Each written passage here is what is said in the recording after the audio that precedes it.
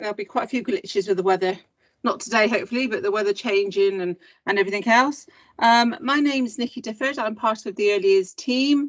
I'm the early years lead for quality participation, and I also lead on training. I'm going to co-tutor today with Alison. I'm going to let Alison. Yeah, hi everybody, Alison, Jeffery, early years lead. Very pleased to be with you today, doing the characteristics of effective teaching and learning. So hopefully you're all here for revisiting the characteristics of effective teaching and learning for the Eyfs reforms. We will send a PDF out if you would like a PDF for training or to support the recording that we are doing. The training was written by a colleague in our team, Jo Sawyer, and she's added a really good quote at the bottom of the introduction slide: the personality traits that make a child good at learning. And I want to just add to continue the lifelong journey of learning, because actually learning doesn't stop. So actually what we are hoping to do within the characteristics is role model that enthusiasm for learning and having a go at different things. So just a few, which we always have, is housekeeping rules. Alison explained them very briefly when we started about recording. So your cameras are off, hopefully, and we're asking for microphones to be muted, again, due to the large numbers of attendees. And please use the chat function to answer a question or to ask a question. Answer would be lovely as well, but to ask a question. We are going to keep to time. We should be due to finish at 4 o'clock. So that's our responsibility. And again, also, if you've got a take control or request control button at the top of your screen, please do not press it. So just go over the aims. So the aims of this session is to support and develop the use of observation skills. So we are going to touch on this. We're going to utilise this knowledge to reflect on, influence in plans to enhance and deepen learning experiences. And as you are all aware now, that is, a big part of the Eyfs curriculum is about in-depth learning. Consider how our environments enable opportunities for children to explore and become powerful learners and thinkers. And again, there's lots out there about environments, and then being the third, teachers to support you. And the last aim that we're looking at is developing children and parents' understanding of the characteristics of effective teaching and learning. So I'm going to pass you over to Alison. Okie dokie. So let's start with a brief overview of what the changes are, why we are starting to think about certain things changing, and what we can do in terms of looking at the characteristics and really thinking them through with the paperwork and all of the documentation that's out there, obviously, hopefully seen already. So why the changes? So some of you will already know this, but it's really good to review and just recap, just helps us remember exactly why we are putting some work in at the moment to do any changes that we decide to. Clearly, the changes are designed to improve outcomes at 5 years old, improve language development for all children, but particularly for children from disadvantaged backgrounds, and to reduce the workload for teachers and childcare practitioners. So improving outcomes at 5 years old. So there was a primary assessment consultation in 2017. It was predominantly aimed at the schools, but there was so much information that came out from the early years as well that was really, really powerful. Becky Francis there from the Education Endowment Foundation has put this quote: so once children fall behind, it's hard for them to catch up, and they're likely to fall further behind throughout school. And actually, if you look at the data and the impact and what the research is telling us, by the time they get to school, they're several months behind, and that gap only widens when they finish primary school and then when they get to GCSE. And so you can see that this really has a lasting impact on their life chances, the fundamentals that make them a person and what they're able to achieve. So when we succeed in giving every child the best start in the early years, we know we are giving them the best chance, the best start in life, and for every success for tomorrow as well. And I just think it puts us in such a privileged position, doesn't it? We all work with those children. 75% of all learning takes place up until the age of 5. All of those fantastic statistics that sit behind why we do what we do. Improving language development really kind of rolls on from that ethos, but particularly for children from disadvantaged backgrounds. We need to close the gap. It is too wide. There are too many children starting schools without adequate language development, and we all know that that impacts on every single part of their learning and education from that point on. So unless we do something to A, identify it, and B, actually plug those gaps, and those children's life chances again will be severely impacted. And again, the data and the research sits behind that.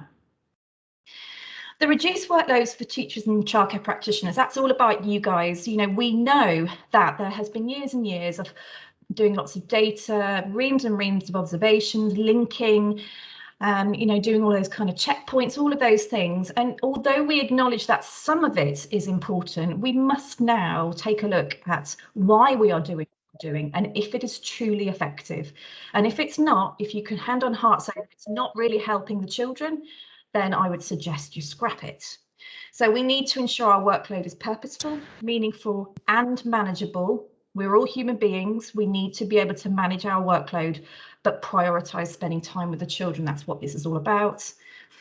And practitioners are part of this enabling environment. Without you, the children will not be able to learn in as much depth as they can without you. So you are really important parts of their learning. You need to be with them. You can't be behind a screen. You can't be taking time away for paperwork. So that's why this is important.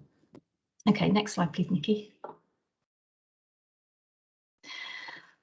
Okay, so it's really, really important to obviously mention the Eyfs 2021. So rather than calling it the reforms, I'm trying to call it the Eyfs 2021 now. So it's, you know, it's now really for me. And it is statutory, and that word, I think we need to really emphasise that. This is the law. You know, you must do this. So from September 2021, the Eyfs 2021 is statutory.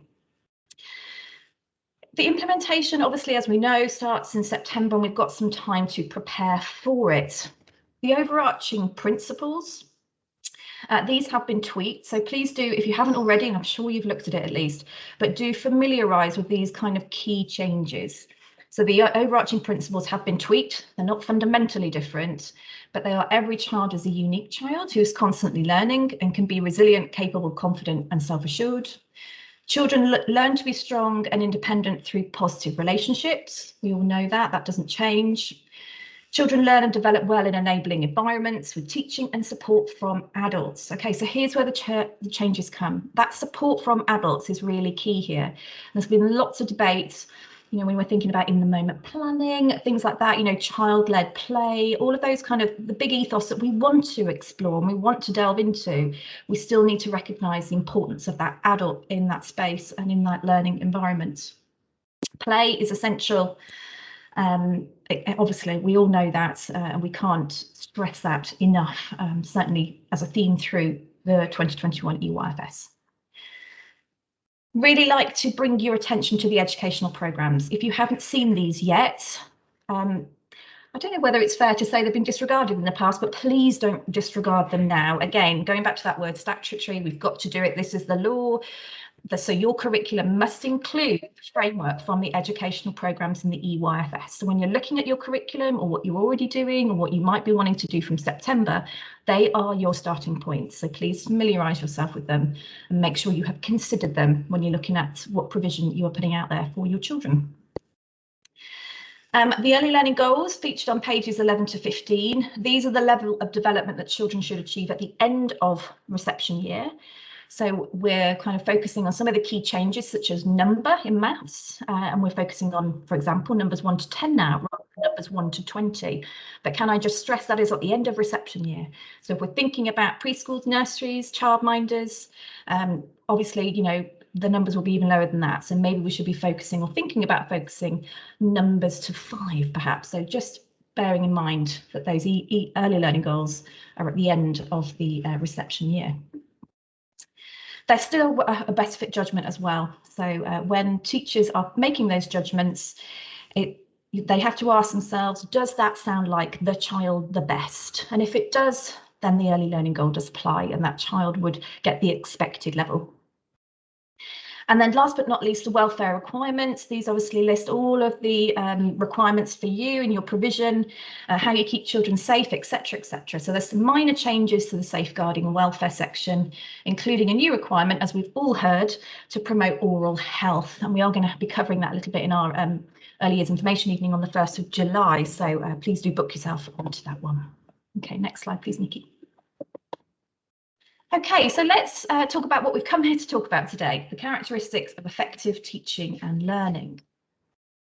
Play is essential for children's development, building their confidence as they learn to explore, relate to others, set their own goals and solve problems. It is so powerful.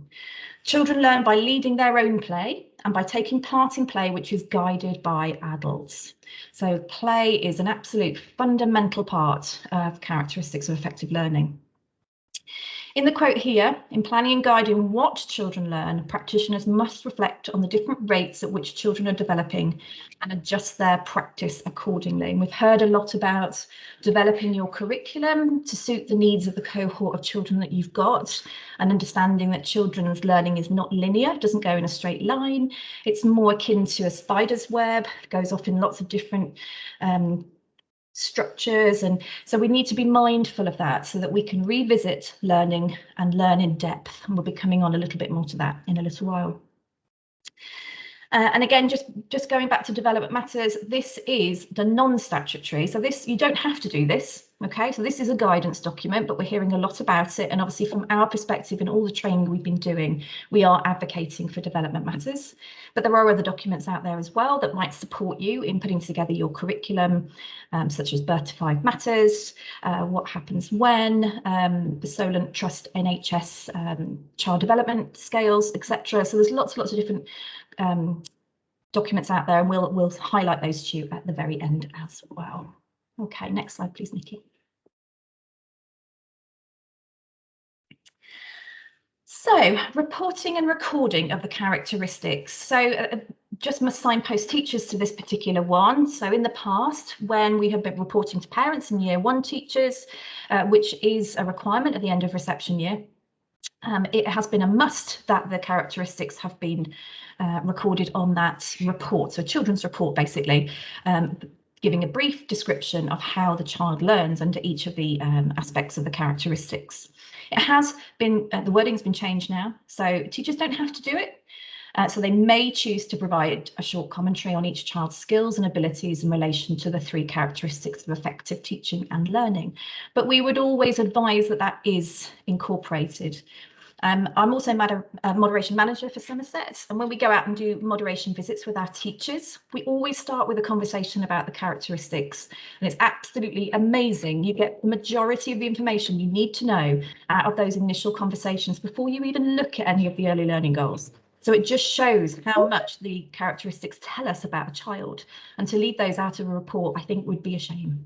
But that's my opinion. Obviously, in terms of yourselves as teachers and practitioners, you need to think about whether you think that is important to report on. Okay, next slide, please, Nikki. Okay, so behaviours and attitudes. So the other statutory document that we need to be aware of is the Early Years Inspection Handbook. Obviously, we don't do everything for Ofsted, but we obviously like to know that we're roughly on track to be getting good inspection outcomes. Obviously, it's really important to us as providers. So these are the kind of things that inspectors will be looking at and considering when they come and visit you. So inspectors will consider the ways in which children demonstrate their attitudes and behaviour through the characteristics of effective learning. So they will be looking at how children play and explore, how active they are in their learning, and how they are creative and thinking critically. And they will ask you about that and the kinds of things you do to support children for that. 1.15, so in planning and guiding what children learn, practitioners must reflect on the different rates at which children are developing and adjust their practice appropriately. So the 3 characteristics of teaching and learning are playing and exploring. Children investigate and experience things and have a go, that have a go attitude. Active learning, children concentrate and keep on trying if they encounter difficulties and enjoy achievements. And the third one, creating and thinking critically. Children have and develop their own ideas, make links between ideas, and develop strategies for doing things. And there are so many different ways that we can support children to show these kinds of behaviours and attitudes. And it really comes down to us as adults, how we support and scaffold that and model that for our children. So Ofsted will be looking out for it, but I must stress we're not doing this for Ofsted. Clearly, the children will benefit from this. That's the main reason for doing any of this. Okay, thanks, Nikki. Okay, so what are the characteristics of effective teaching and learning? So the new Development Matters guidance introduces the term characteristics of effective teaching and learning. So obviously the word teaching is new here, and it does underpin the Ofsted definition of teaching. If you haven't had a chance to look at that ever, it's not brand new, it's been out for a few years now, but it is in the footnote on page 34 of the inspection handbook. And it would be a really nice thing to actually share with the staff in your teams, because it really goes into detail about all the things that you do to teach a child. And actually it's quite powerful for the people to see what an important job we play in teaching children.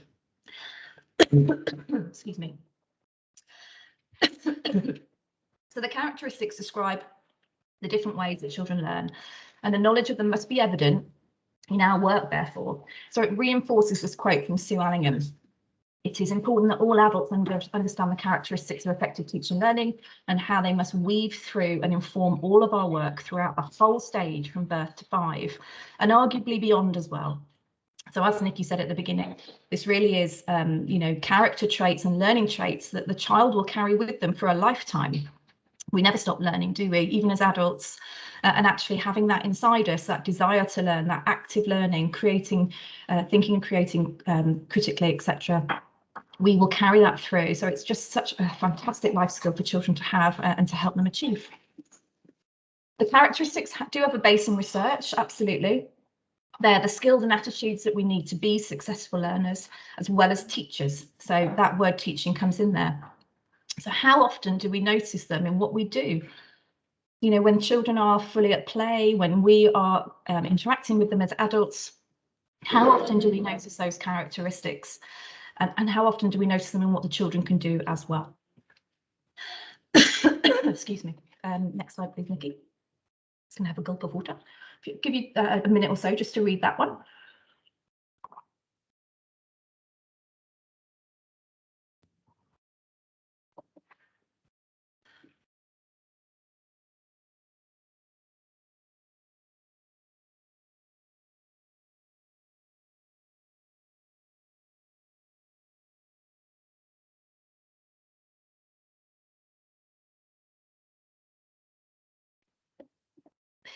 So many things in this quote from Nancy Stewart that we need to pick out, that we need to recognise the importance of, and it really just kind of brings everything together in terms of why we're even thinking about this in the first place.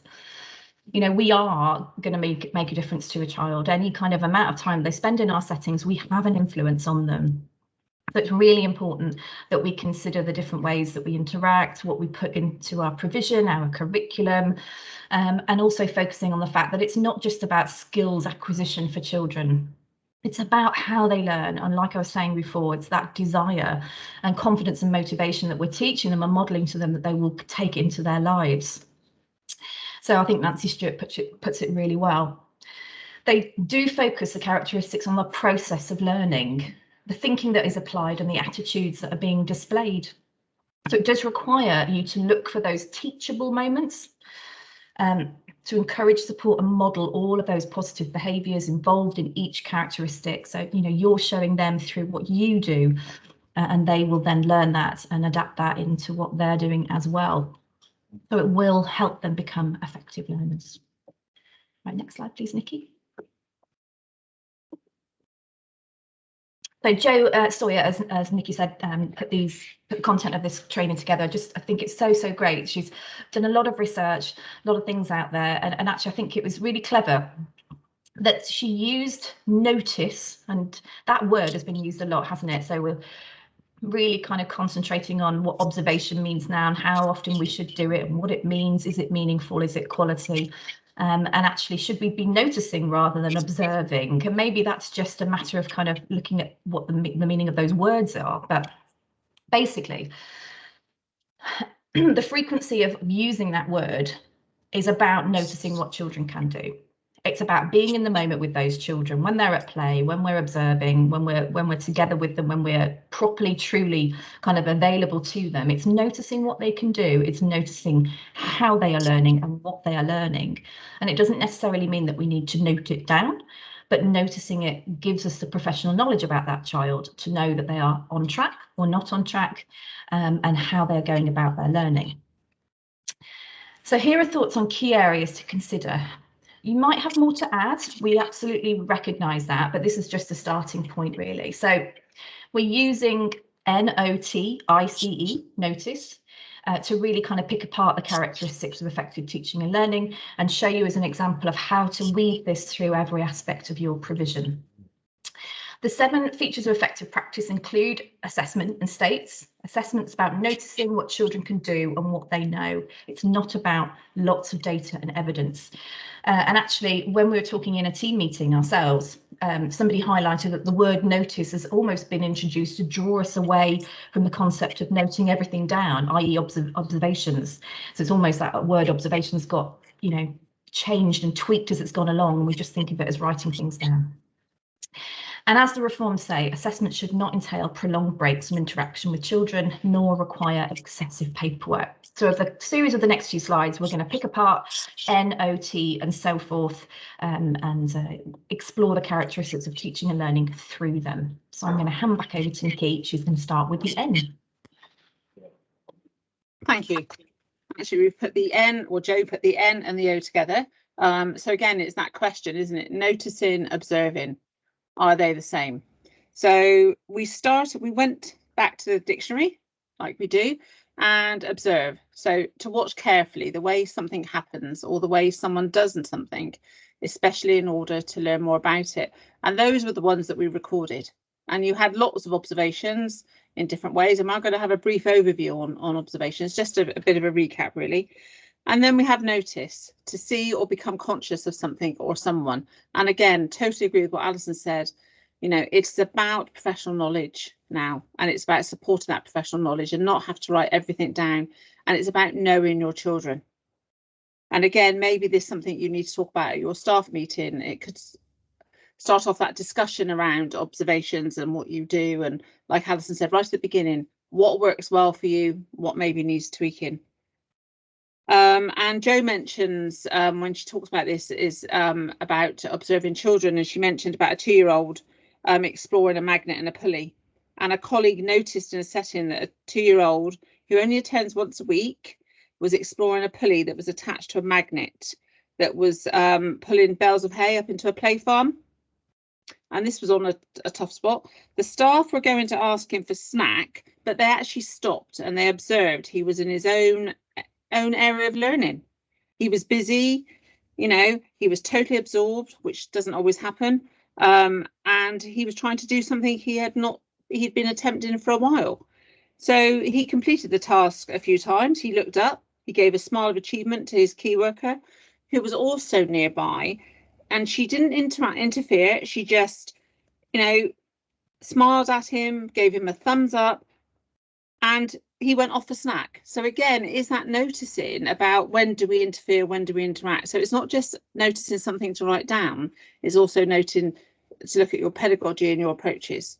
And again, the quote there says assessment is about noticing what children can do and what they know. And again, Alison mentioned that it's not about a lot of data. So we all know what an observation is. But we also know they need to be of quality, they need to be accurate, and they need to be useful. So we've got a few different quotes up there and a few definitions of what observations are. It's the bottom quote for me. It's about observation assessment is not just about watching young children from a distance, but requires listening closely to their talk and reflecting on what it means. Because actually, if you've been to any of our other trainings and you came to the conference on the 8th of June, We had Julie Fisher there, who was very much on about listen to children, take the time, listen to them, because actually when you listen to them, you actually learn a lot more. And you also learn about what they can do, what they are aware of, what they notice. So we need to be careful, but we also need to remember an observation is not a quick scrapbook moment. It's not a development matters checklist. It's not an interruption. You know, as I said with that little boy playing with the magnets, you know, we need to respect children's play at all times and be sensitive. It is not about evidence coming first. You know, evidence is important, but it should be second to the learning. You shouldn't disrupt a learning opportunity by prioritising a photograph over helping to extend or scaffold child's learning. It's not an objective judgment. Practitioners need to see objectively without the distortion that can result of a practitioner's personal bias, defences and preconceptions. So we need to be careful of that. And the last thing is it's not something that you record and then you forget, because actually who does that make that observation relevant to? You know, they need to be analysed. You need to inform your planning. You need to share it with colleagues. So again, that's just a few key thoughts there that you might need to be aware of. So why observe? What is the point? And again, there's been lots of discussions out there about do we need to do observations and all the rest of it. You know, you support children's learning and development, but again, like we said, they do not have to be written down. To ensure the environment resources suit the children's needs, interests, etc. So again, it's not just observing your children. Sometimes you need to observe your environment. You need to take stock sometimes, just have a stand back moment and think, actually, we've got a wonderful role play there, but nobody's using it. Why is nobody using it? Is it meeting the children's interests or meeting the children's needs? You know, and again, that go for your resources as well. You know, you need to think about that. And to help parents understand their children's progress and support home learning environment. Now, if you come to a lot of our training, we've had lots of conversations on the home learning environment and how you can support that. But again, it is lovely to be able to send photos home and whatever, but those photos need to have meaning, because otherwise they're just a nice photo in a setting of a child playing with something. So again, you might have to, with all these changes, and we know changes are scary, but we've spoken to a lot of practitioners over the past term, and a lot of them are enthused and excited about those changes, but you need to include those parents in those changes, because if you're not going to be putting all these observations onto tapestry, you need to explain why you're not going to do that. And then what do? They enable practitioners to tune into child's emotional needs, to tap into their current interests. But again, these can just be notes that you make, you know, or don't. It's up to you, you know, brief post-it with, you know, little Freddie, move from this to this. Right, how am I going to put that into the planning? Don't have to be long-winded. Scaffold children's learning appropriately, supporting those small steps into learning. And develop a real understanding of a child's holistic development over time and assess their progress. Now, again, you will have formative assessment. It's got to be ongoing. But again, it is more about the two things of practitioners' professional knowledge, and we don't need so much paperwork. So it's looking at how you do that. And we've got 2 quotes on our pages because we like our quotes. You know, observations in early years are one of the most powerful tools you have for understanding the children in your care.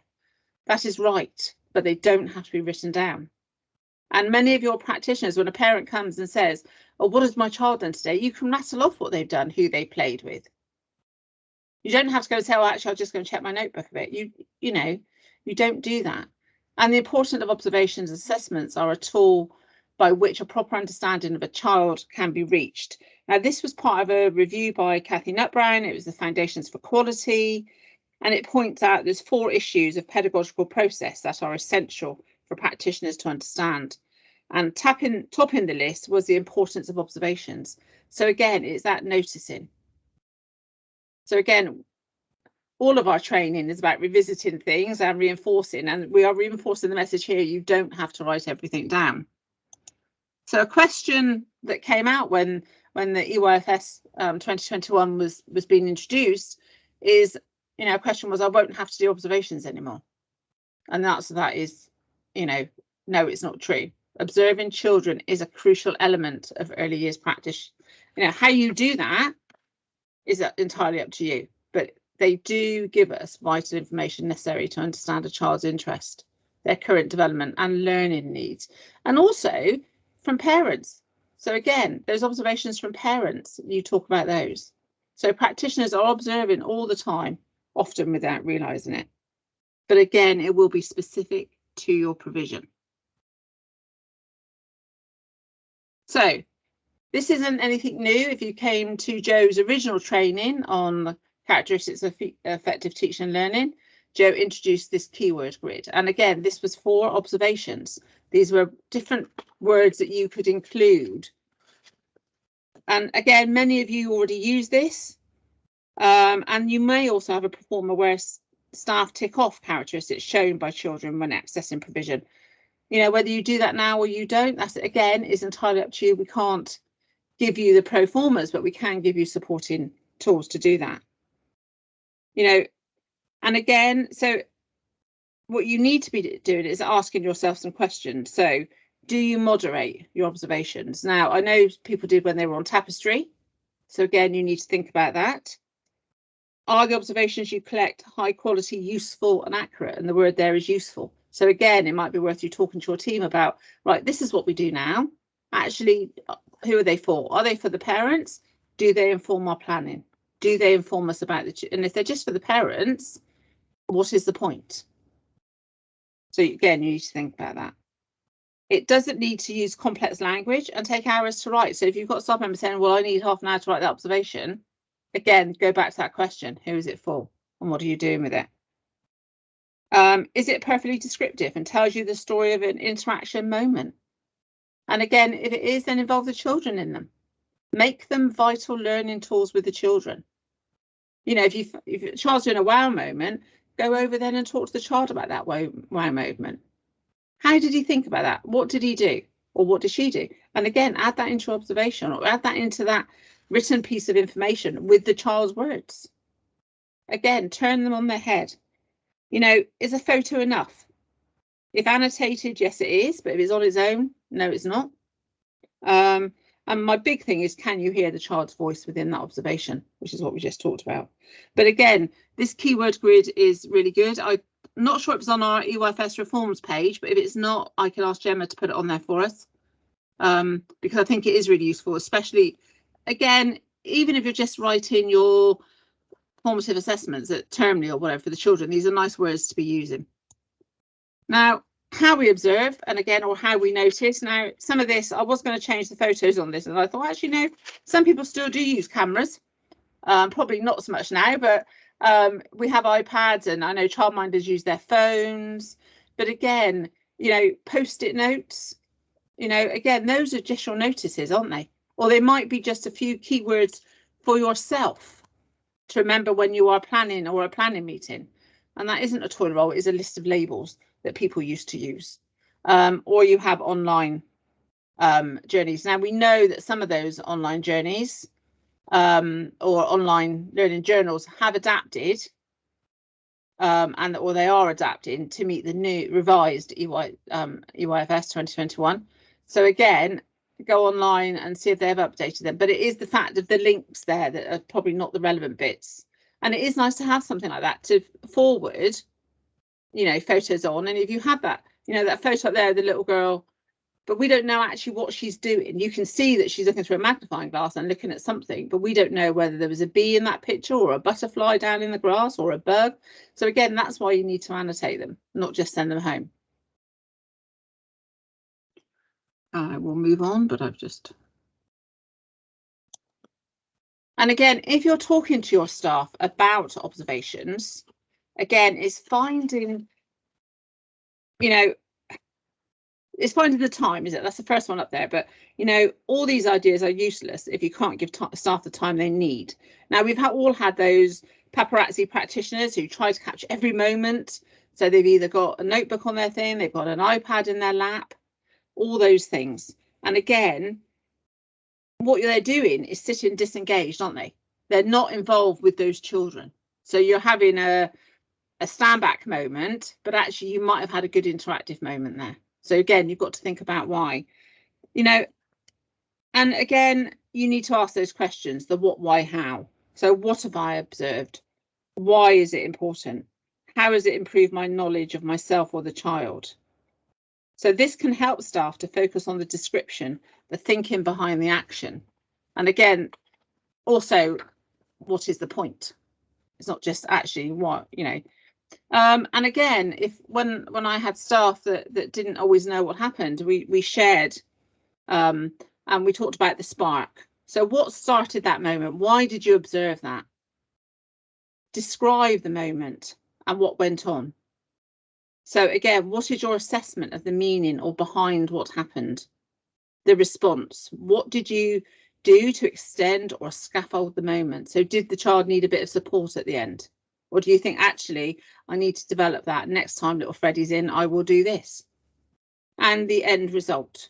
What happened after you intervened or you interacted with that child? And again, the key here is what you're also addressing, what you did as a practitioner. And it also comes with a timeline of the moment, which might help staff who struggle being a little bit more descriptive. And again, this is share as a learning tool. And again, it might be that that's where you think, well, actually, that's maybe where we need a bit more training on with our staff. That might be a little sort of staff meeting where we talk about that. But again, that question there of who sparked playing pirates, you know, which little boy did that. So that's just a little bit on observation, and there's your N and your O covered. And we're going to go with T with Alison. Not literally T. Okay, I'll do that as well. Okay, so we're going to focus on the word together, and actually we've thought of together in 3 different ways. And again, like I said before, you might have others. You know, you might use these slides when we send them out to PDF with your teams. You might add things to it because of your ethos, and that brings me very nicely on this together as a team. So the most important thing we can do is do things together. And in our training, our consistent message has been, if this is a top-down approach, if staff in your setting are being told what to do and how to think, that's never going to be embedded. They're never going to own it themselves. They're not going to properly engage with it and really believe in it.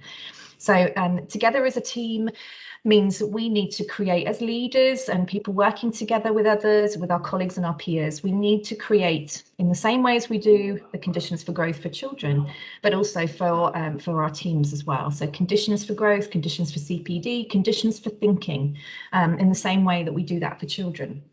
So ways that you could do this is create a common ethos, a purpose or a shared set of beliefs. And when we're talking about curriculum and curricular goals, or your vision within those curricular goals, that's a really lovely opportunity to be thinking about why it is that you're doing what you're doing. Why is it that you come into setting day in, day out? Why are you there? You know, what is it that you want for those children? What would you be embarrassed that they didn't get from being with you during their time with you?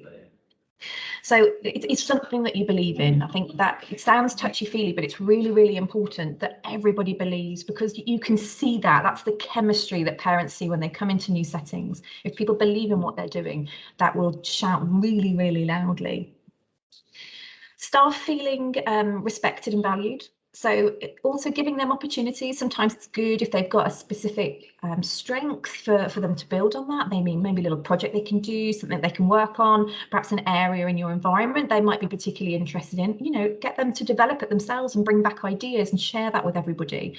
You know, giving people that ownership over what they're doing really will bring out their strengths and will support the children even more. That ownership is important so that everyone feels a shared sense of responsibility and commitment to the team, and really being respectful of everyone's ideas. I know it's really difficult after a busy day and you get into a team meeting and you just have seen something that hasn't happened or something that's been missing, and you really just want to, you know, get it right. But actually having a conversation, a respectful shared conversation between everybody about, importantly, what's gone well, but what could have been better that day, will hopefully lead, or will lead, to a more purposeful conversation and lead to better support for your children. Communication is always key. We all know that effective communication is not only brilliant with children, but it has to be in place in setting between our colleagues. And just because you say something once, don't think that people are going to necessarily get it. Like children, us as adults, we need time to take ideas on board, to think about it. If it's a change coming up, that could be quite difficult for some people to get to grips with. They might be going on that change curve, where they're feeling anxious about stuff. So make sure that you revisit, that you repeat things, making sure that everybody fully understands, so that everyone's got a consistent understanding of what you're trying to put into place. And do that often. And then a caring community, a culture of listening, acknowledging and being responsive. So, really, as I said, respecting people's views, making sure they feel valued and that they are listened to. If you're a childminder, clearly some of these things might not be immediately obvious how you do that, because you're working on your own lots of the time, but actually communicate with your other childminders, which we know a load of you do. Talk about these things with your childminder networks, perhaps visit, with your early years communities meetings, etc., and try and explore some of these things together. So with regards to characteristics of effective teaching and learning, consider the following. Are staff confident with the characteristics? Schemas. Do they know about schemas and what they are and have knowledge to identify and how to support children with these? Do they know about child development? That's a big one here, and we've repeated this on some of our other training.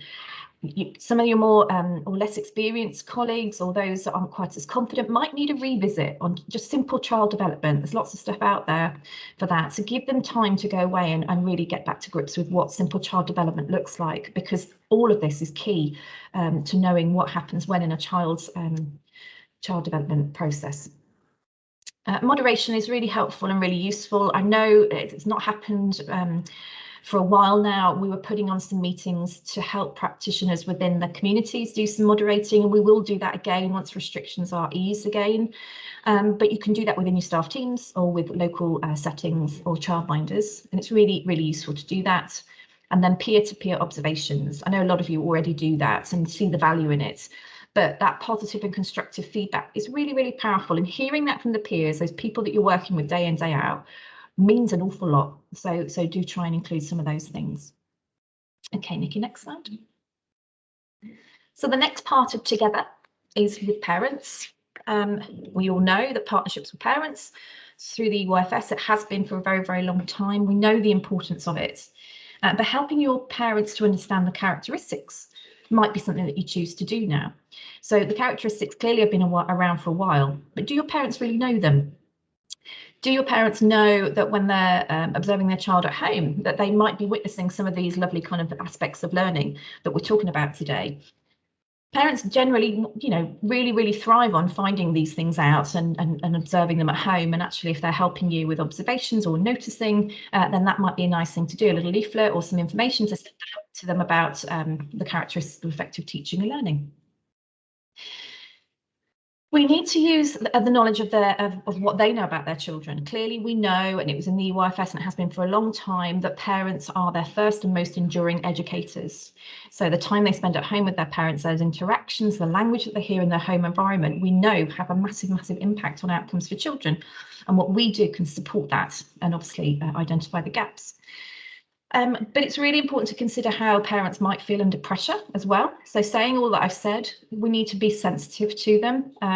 But those interactive conversations on a daily basis, like Nikki said, they could be enough, to actually put some of these things into place. Notice in terms of the characteristics what that child's been doing and share that with the parent. Over time, they'll get to know the language and they'll understand what that means. We move to so introduce at the earliest point, include on the website and in your prospectuses, etc., about those characteristics. It doesn't need to sound technical. When we look into what those characteristics actually mean, that active learning, that having a go, that's really common language, isn't it? It's common for us to know that's good traits in learning. So include those in the language that you use consistently through your websites, prospectuses, and when you have people visit your settings. You might want to put a workshop on for parents. I know time's really tight and restrictions are difficult at the moment because of COVID, but in the future that might be something you want to do. Mentioning those characteristics in Parents' Evening, and obviously we've already mentioned reporting to parents at the end of reception year, but earlier on, it might be a lovely opportunity to mention how that child is learning and how really involved with their learning they are. And when it's consistently woven into daily practice, particularly through running commentary, that links the language on the keyword grids that we saw before. So, actually really owning that language, knowing it, share it on the back of a toilet door, share it in the staff room, make sure that everybody's really aware of those words and that terminology, because actually using that gives really meaningful understanding of what the children are doing. Okay, next slide, please, Nikki. And then the third together, and we purposefully missed out the together with children because we're talking about being together with children all the way throughout. So we just felt it was good to, kind of focus on these. But the third together is transition. And we, Jo, when she put this together, found this, and we all thought it was really, really lovely, although a bit American, really lovely. So a recipe for school readiness, a cup of curiosity, a tablespoon of self-care skills, a scoop of confidence, 1 teaspoon of listening, 1 teaspoon of resilience, a cup of communication, an inkling of independence. Oh, it's lovely words, isn't it? Lots of, yeah. But it just really kind of demonstrates how the characteristics of effective teaching and learning can be really powerful when having those conversations with teachers, when children are going to transition through to school, or whether they're going to another setting. All of those kind of different transitions, really, really important for those people to recognise what that child is capable of. And obviously there will be a period of the child feeling not quite as confident while they get used to things. Very, very quickly those characteristics that they've come to learn and just part of who they are as a person will become very evident. It may be fun to do this with a team as well, to build into your shared ethos. So what school readiness means to your team. So, there might be some other things that you want to include. Take this example and tweak it and change it, put some new things in it if you want to, but getting your team to really understand what they would be embarrassed to not have children doing by the time they go to school in terms of the way they learn, might then give you your shared aim and ethos and, shared belief of what's really important. And finally, I said it before, it's really important to remember that the characteristics are not restricted to any age or stage within the EYFS. And as adults, we are still learning and using those characteristics in things that we do every day. So with that in mind, just shows how important being together in those different ways is for our characteristics. Thanks, Nikki.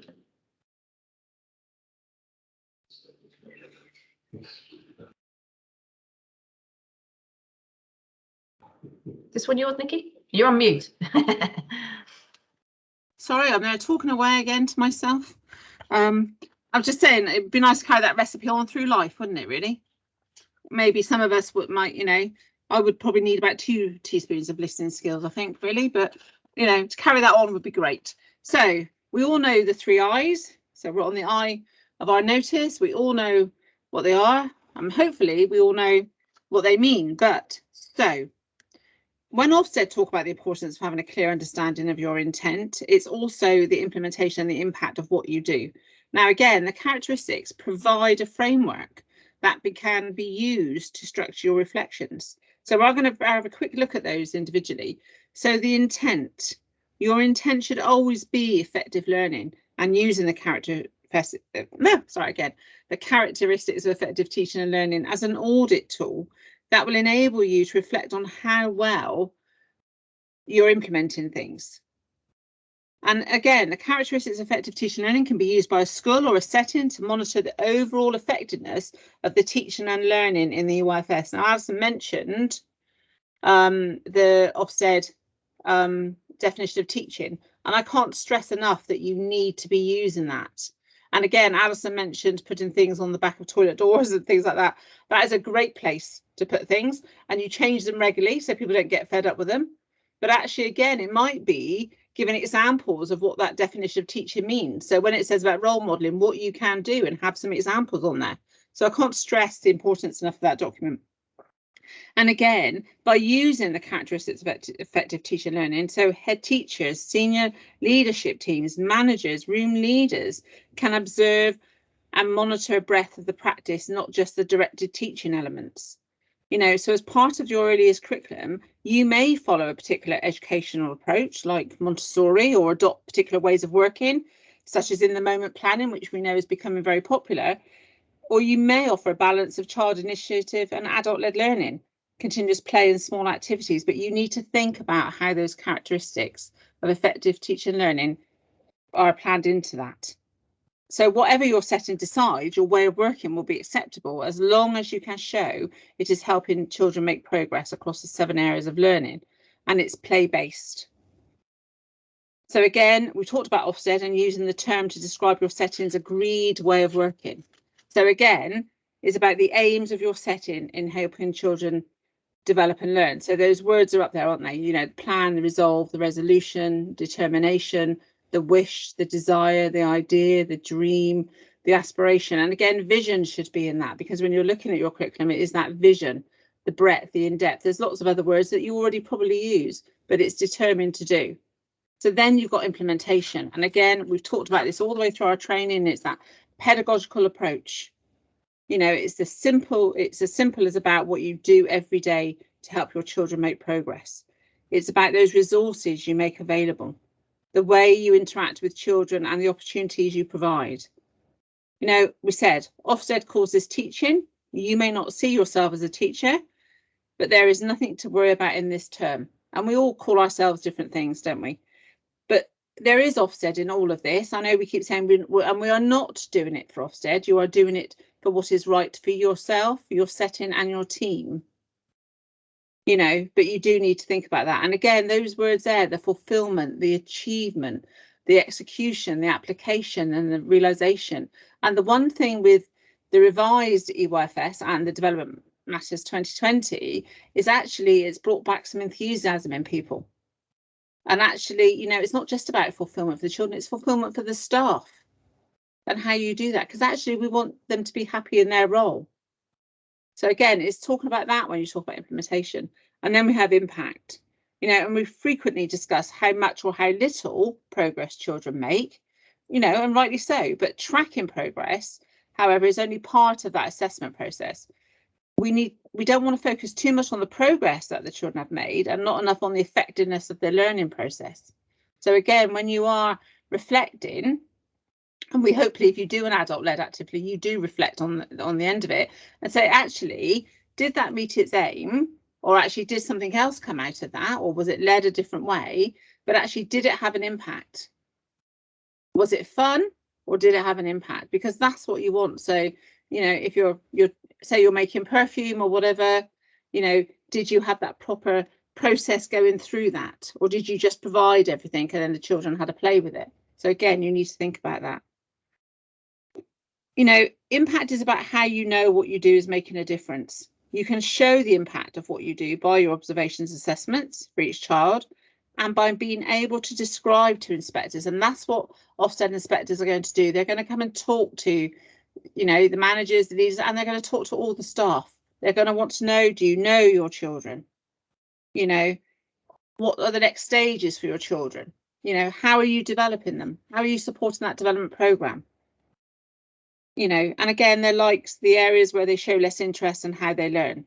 So as we consider what the three eyes are, when each was Googled, the words on the slide, so that all they came up with those definitions.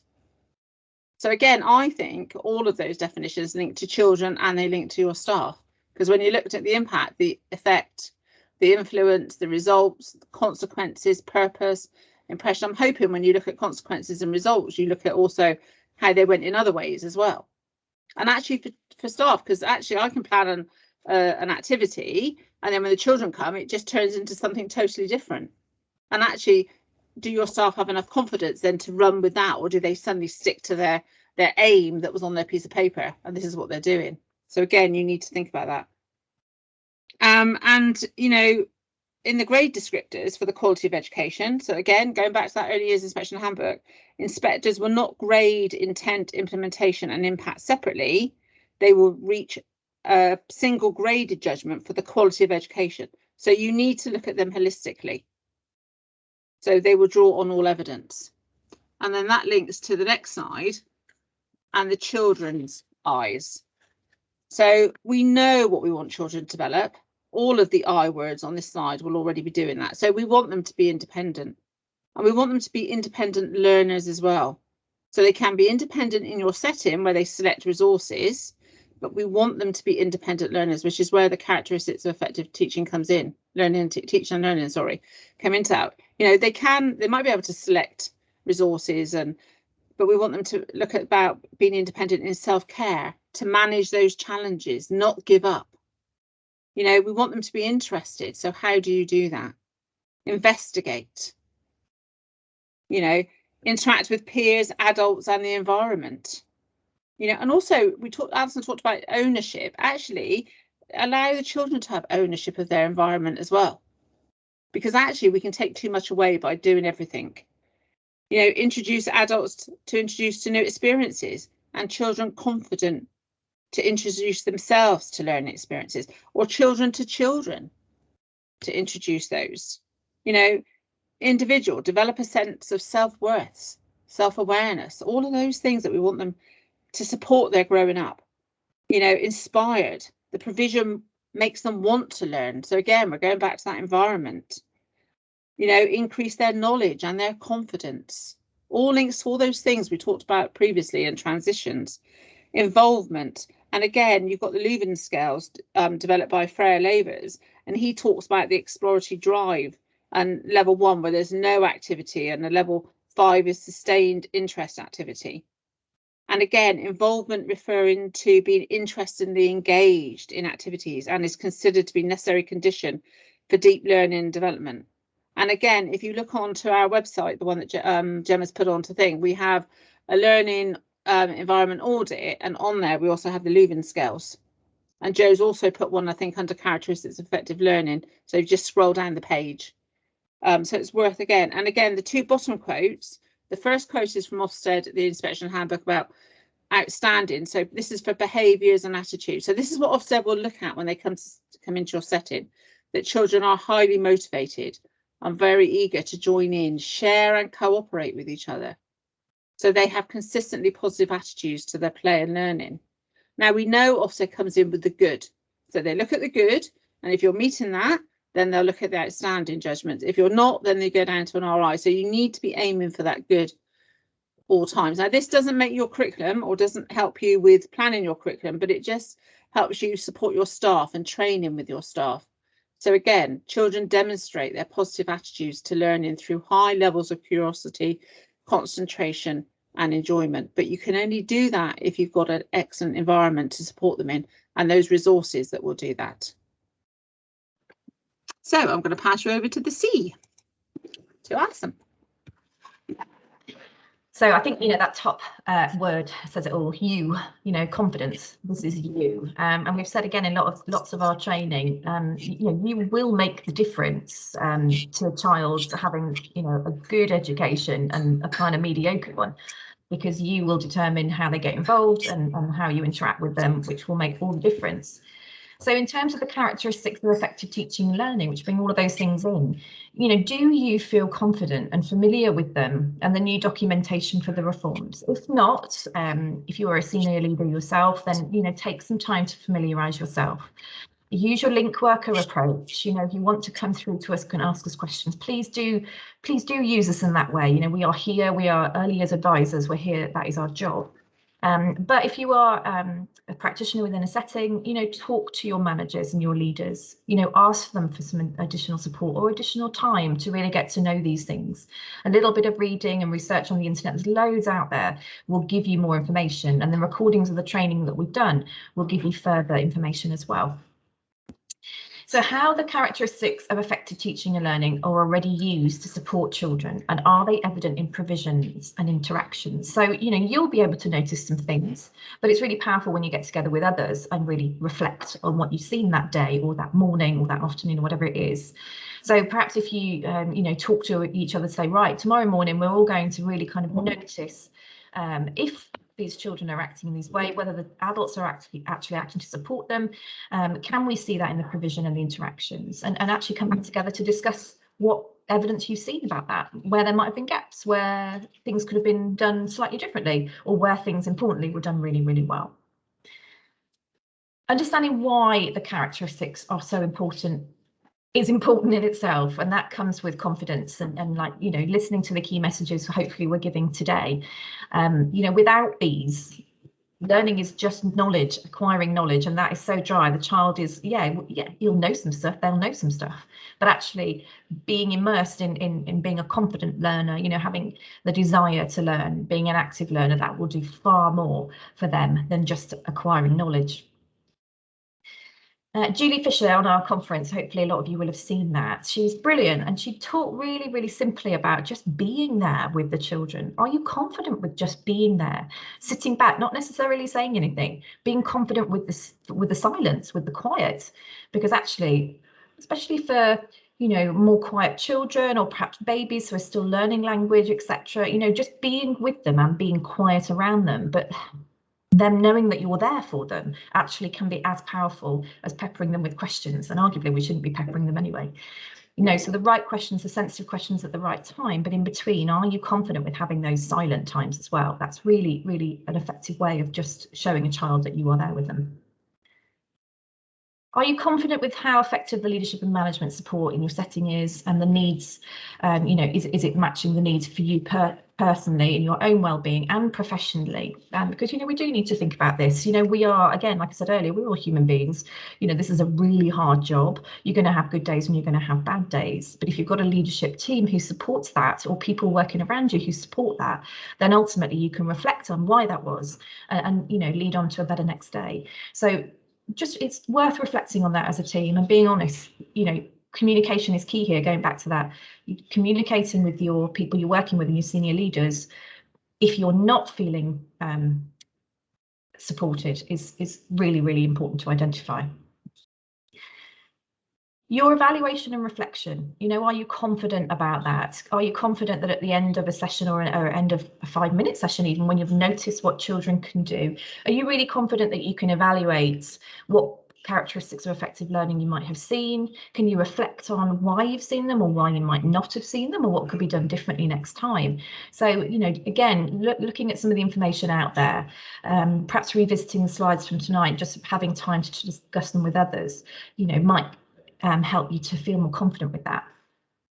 And I think the most important thing is, are you confident to be a teacher? I know Nikki said that, you know, obviously we all call ourselves different things, but you are all teachers. You are having such a huge impact on children's lives. Don't underestimate that. So, you know, be that person, be that confident practitioner who knows that whatever you do with that child, if you've got their best interests at heart, that will be making a massive difference to them. And, you know, and feel proud of that. So do you demonstrate the characteristics in your daily interactions with children, families and colleagues? It's a really worthwhile question asking from time to time. Okay, next slide, please. So obviously we've talked about confidence with you as practitioners and leaders and childminders, etc., and teachers. What about the confidence of the children? So Carol Dweck does the growth mindset approach, and it's really, really fascinating actually to read the research and the evidence behind this. But she looks at it in two kind of ways. So she shows what a growth mindset looks like and what a fixed mindset looks like, and it's really that kind of cup half full kind of way of looking at what a child is doing. So, you know, do the children in your care embrace the challenges? We all know the zone of proximal development. You know, when a child is just out of their comfort zone, that's when they're going to really learn. That's really when they're going to have that depth of learning. So it's important to you know, think about whether they do embrace challenges. Do you model that? Do you give them opportunities to practice at that? Do you let them go out of their comfort zone and scaffold to begin with, to support them, to let you know that you're there? But in the end, they'll know that they can take those challenges confidently on their own and be confident to do so. But a fixed mindset in terms of that, so the opposite almost, is do they avoid challenges? Again, it's really important to look out for that. If they're avoiding it, then again, this modelling and this putting into place some activities or some games or some opportunities for them to interact with their peers, it gives them the opportunity to take a challenge. Might be just the key that's necessary to get them to change into a growth mindset. Do they persist in the face of a setback, or do they give up easily? You know, we see it every day, don't we? Children are trying a new task or they're trying something new and they get so frustrated, and you can see it in yourselves as adults. You know, we do it too. IKEA furniture springs to mind. The amount of times I've just wanted to give up and say, no, I'm not doing that. But, you know, you have to persevere. And that's something that I learned, obviously, when I was a child. And this is what we're doing for children. We're giving them the ability to put together IKEA furniture. Do they see their effort as a path to mastery? I mean, that sounds very formal, doesn't it? But actually, in a child's eyes, that's about seeing that their effort is being fruitful. It's giving them, you know, something in return. So, you know, they've got that sense of real pride in what they've done, and they're really eager to show you and tell you about it. Or do they see effort as fruitless? So they just think it's no point. I don't want to make a big effort. I'm just going to do what I'm comfortable with. Again, it's giving them the opportunities to try those things in your environment, set up some provocations, set up some challenges and some tasks, and see what comes of it. Do they learn from criticism? So conflict resolution is a really good one. To me, that sprung to mind here. So if there's been an incident between two children, do you allow them to talk together about how they felt about that? And perhaps if one child says to the other, you know, when you did, I felt, you know, that kind of language that we're trying to, you know, teach our children in terms of conflict resolution. You know, are they learning from that criticism? Are they thinking, okay, so I can do this differently next time, and that will, you know, benefit me as being a good friend? Or do they ignore it and just carry on as normal? Again, just giving them lots of opportunities to try these things out is really important. Do they find lessons and inspiration from others? Do they look at what their peers are doing? Does it motivate them to do that themselves, or try something that's similar but maybe a bit different? You know, that's all great characteristics of effective learning, isn't it? It's you know, having that influence and applying it to their own understanding, and then taking it further, or, you know, talking together about something that their friend's doing. That's sustained shared thinking. You know, all these things are absolutely brilliant. Or do they feel threatened by the success of others? Do they get jealous? Do they walk away? Do they give up again? You know, that fixed mindset can come in. You know, there's lots at once that could come together. So just really good to kind of have that kind of talk to your teams about as well. Because it's good things to note and to think about how children actually show this in your environment. But mastery is a journey, and long-term goal achieved through exploration, clarification, practice and application over time. And again, I think we are all still learning on that journey. To you, Nikki. Thank you. And just on that slide, if you didn't have a chance to come to our conference on the 8th of June, we have a recording of that, and it's worth listening to Julian Grenier on that, because he talks about that. And there was a wonderful siren film that he put in there about a butterfly and children drawn butterflies, about criticism. That was a wonderful, positive approach to that. We are going to look at the environment now, and I will ask Alison to join in with some of these, because actually it's something we're both very passionate about, is making sure that environment's right, and hopefully, you know, for your setting as well, because it's got to be right for your setting.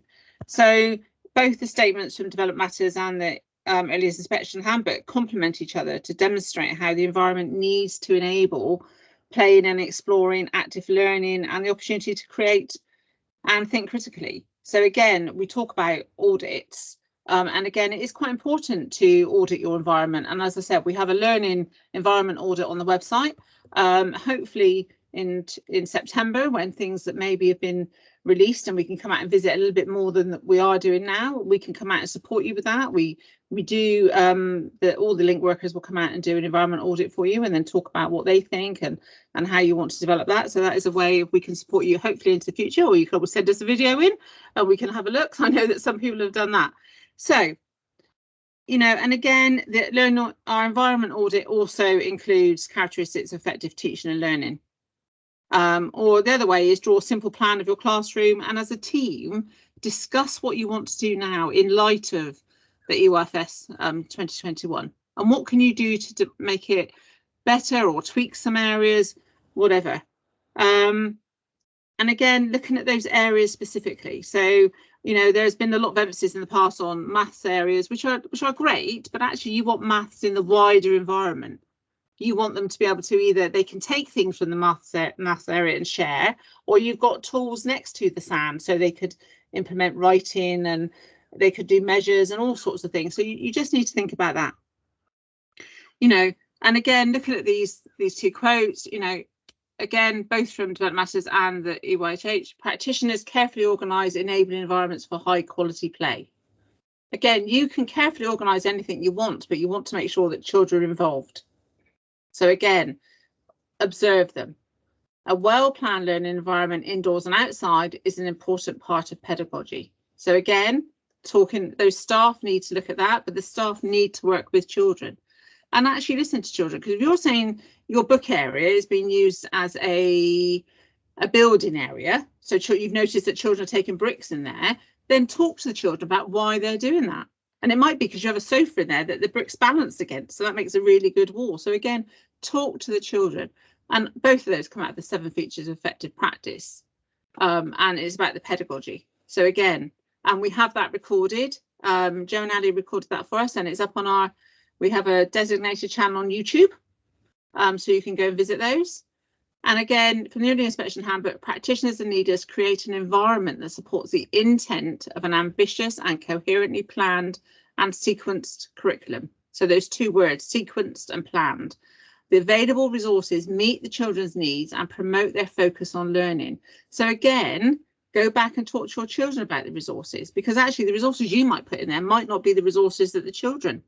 And, you know, we all talk about lovely child size tools, but when they're at home doing that home learning environment in the garden, they haven't got those child size tools. So they're using a proper trowel and a proper small fork and whatever.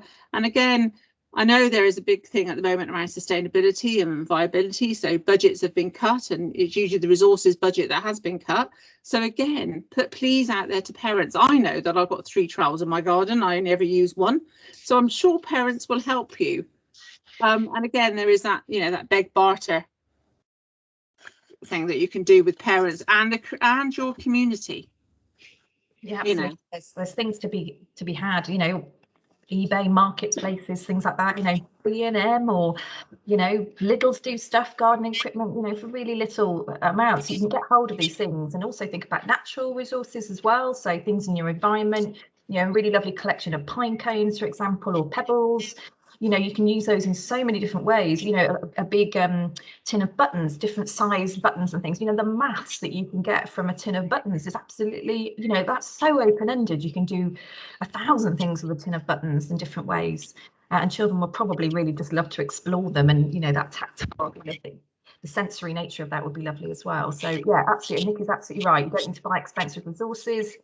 Think creatively, think outside the box, and you'll be able to have an environment and sequence as well. So we're talking about sequences of learning in our curriculum. So, you know, starting with something at the basic and building that sticky knowledge, you know, building on the learning. So actually the resources, what I think Ofsted are saying is they'll be looking kind of like the resources that are in the environment, in your continuous provision and your enhancements actually match the curriculum as you're going, in terms of knowing where those children are in their next steps. Because remember, those next steps are your curriculum.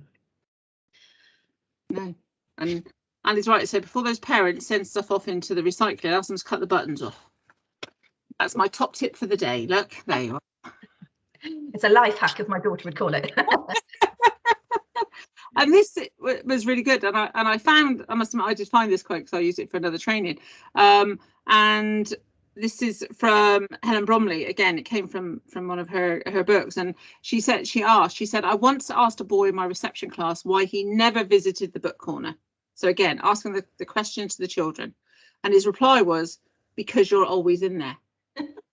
He replied, I wasn't, but on reflection, I realised that it was where I spent time writing in homeschool diaries. I had made it my office.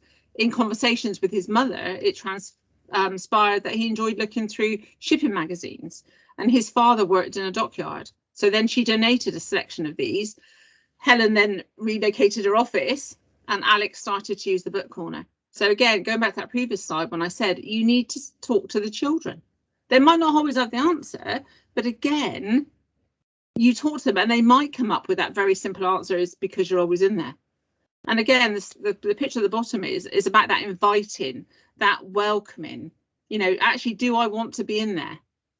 You know, and actually, my answer to that is no, I wouldn't. Because actually those seats in the summer are going to be really sticky. I'm just thinking today's weather. So again, maybe put a throw over it. And I know we're in the pandemic, and I know, you know, we need to be careful what we use and things like that. But actually that book corner doesn't look inspiring. The books are all just put back. You know, there's too many in that bookcase. You can't see any. Now, I'm all together for a tatty book because I think it's been well loved and it's been repaired, but it's still got to look inviting. It's still got to want to make me read it.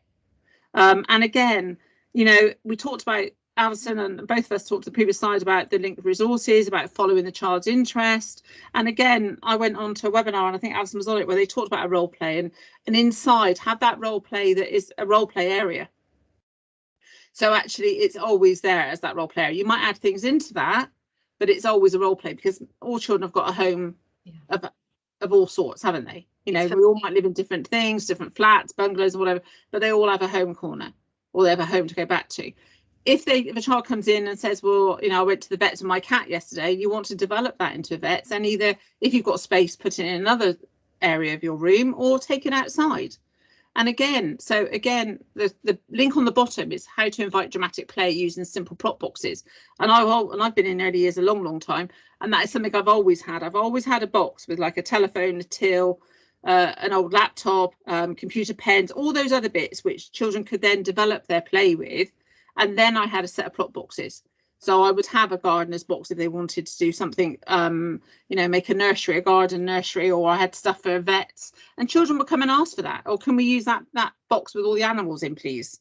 You know, but again, none of it was expensive. And I'll be honest with you, you know, my children are older now, so a lot of their resources went into that, or charity, you know, things, or I beg and borrow from people around me. And Jo gave an example also of children were very keen on marble runs in her setting. So she wanted to extend it outside by asking parents who were plumbers and builders for gutterings and pipes, which resulted in not just huge marble runs, but water parks. And again, a lot of you now are near areas that are being developed. So go and talk to the builders, explain what you want. So if they say, I'll give you a bit of guttering, say, yeah, but it'd be really handy if I could have the links that link that to the fence as well. And they will. They're more than happy to do that. Just go around asking different builders at different times. Don't just all bombard the same builder. But again, you know, just never know. And how many of you assess your environments? So maybe take a look at those areas of using. And again, we're aware that for childminders, this will be different, but it could link to your environments outside the home. So it could be places that you go and visit, the park on the way home from school.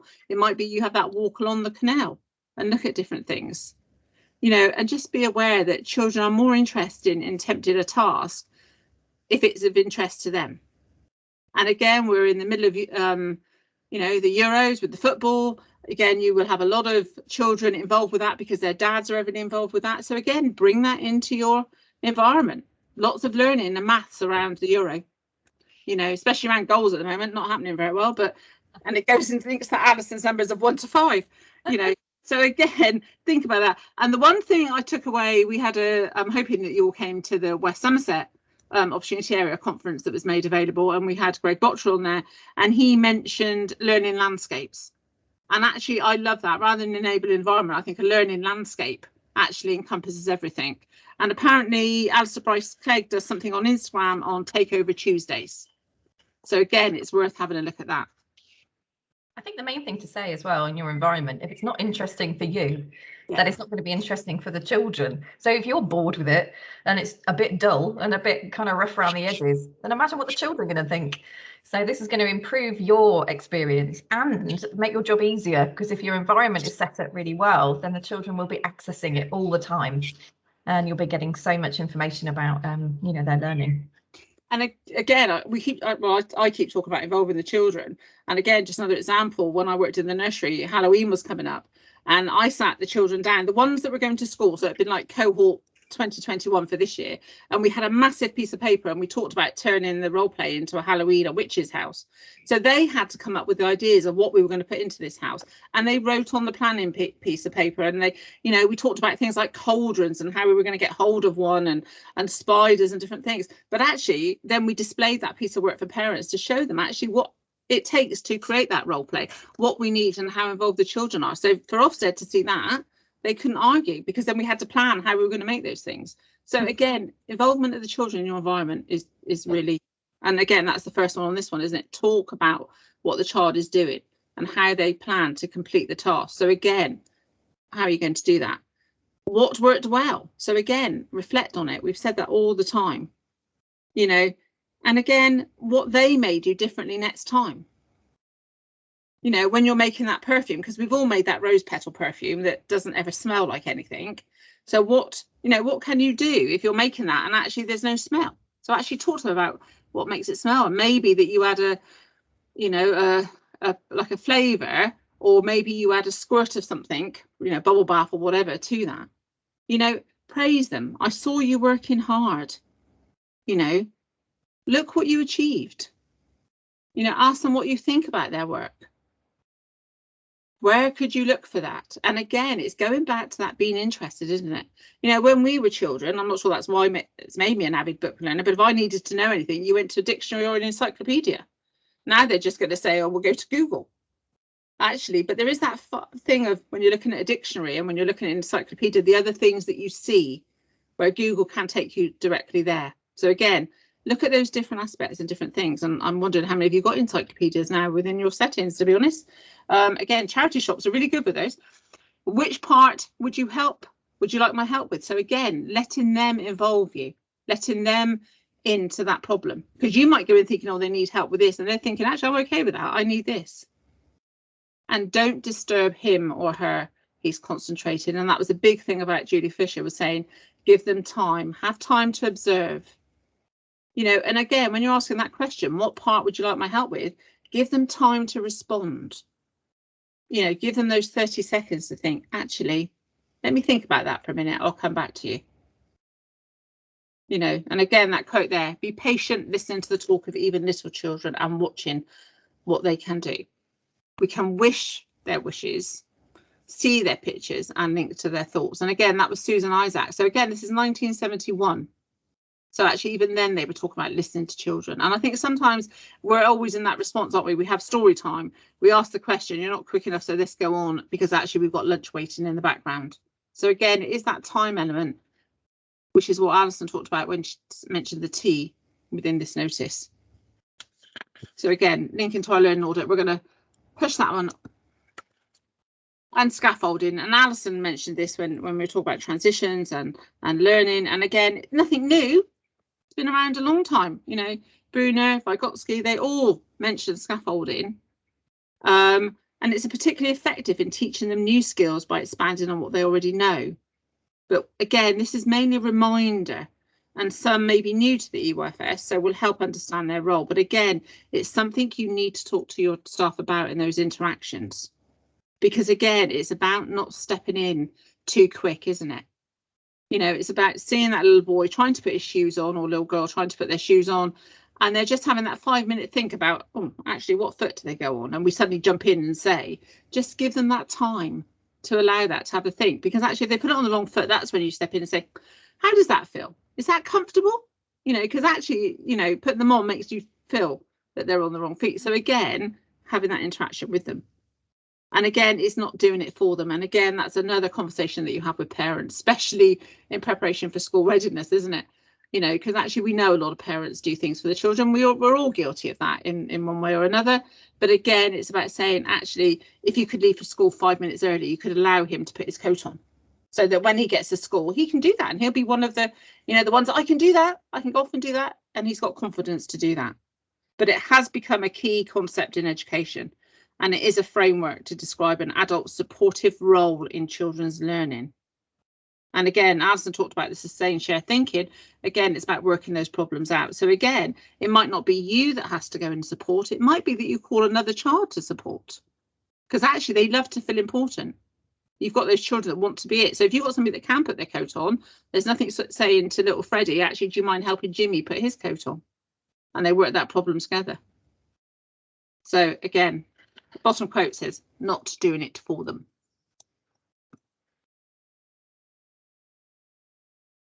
Oh, is this still going on for me? So creativity, curiosity and collaboration. And again, it continues with the environment, and it's about resources. And again, Greg Bottrell came to our West Somerset and he talked about this. He talked about those 3 C's: curiosity, creativity and collaboration. And this will embed the culture of communication. So you may have heard about asking the question, why have I got this, with regards to resources? And again, we're going to look at that. So again, that's a question for yourselves to add at your team meeting. Why have I got this? What is the point of this? How is it used? And the next slide, hopefully, will answer that for you. So it's called a dinner party. And this is how you can approach your provision planning. So we've got a bucket. You are inviting the bucket to your dinner party. So you ask the question, don't you? Who are you? I am the bucket. So that's your resource. So why are you here? I'm able to pour, transport, mix. I can build with it. So all those things that you've seen children do with this bucket.